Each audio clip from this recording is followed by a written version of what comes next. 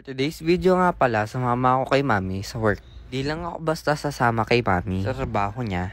Gusto ko rin ma-experience yung ginagawa niya araw-araw. Kaya naman pagkadating namin dito sa shop, tinuruan niya ako kung anong dapat kong gawin. At bago pa nga ako sumama sa kanya, sabi ko na kay mami at daddy na gusto ko mag-ipon. Malapit na kasi yung pasukan para kahit papano, meron akong pambaon. Kaya naman ni mami at daddy na ibigay yun. Gusto ko lang talagang ma-experience kung paano paghirapan ang perang kikitain mo. At syempre, bago nga magbukas ang shop, kailangan muna natin maglinis. Umpisahan natin yan sa pagwawalis. At pagkatapos nun, pwede na tayong mag-mop ng sahig. Wala tayong papalampasin ng peraso ng tiles na hindi nalilinis. Hindi natin ito titigilan hanggat hindi nagiging makinis. Charis!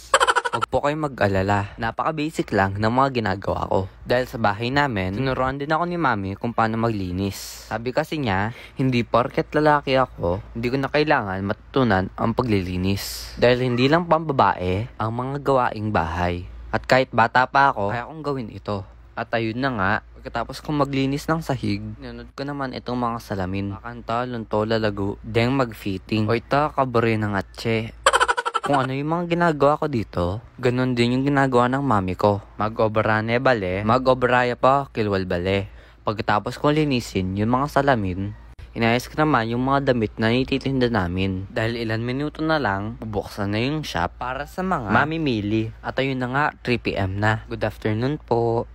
Sabi ni mami, lagi kong i-greet yung mga customers namin. Hindi lang basta greet, dapat nakangiti rin. It doesn't matter daw kung hindi mag-smile back ang customer.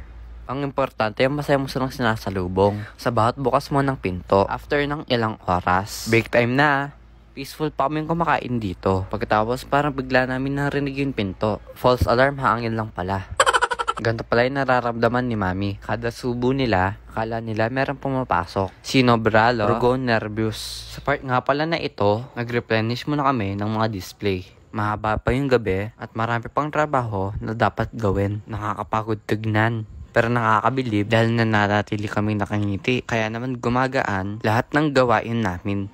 Ang bilin pa nga sa akin ni mami is to always do your best. Be polite and be kind. Kahit na sino pa ang maging kaharap mo. Bata man o matanda, dapat laging may baon na respeto. Dami ko rin natutunan sa araw na to. Maraming salamat mami sa mga pangaral mo. Maraming salamat nga rin pala sa aking tita Say for letting me experience this in your shop. We are all thankful dahil meron Jessie yung ex-Maricoy. Sobrang dami kong natutunan at na-experience ngayong araw na ito. At ito na nga after 2 days. May sahod na. Thank you so much po. Thank you so much for watching. Bye!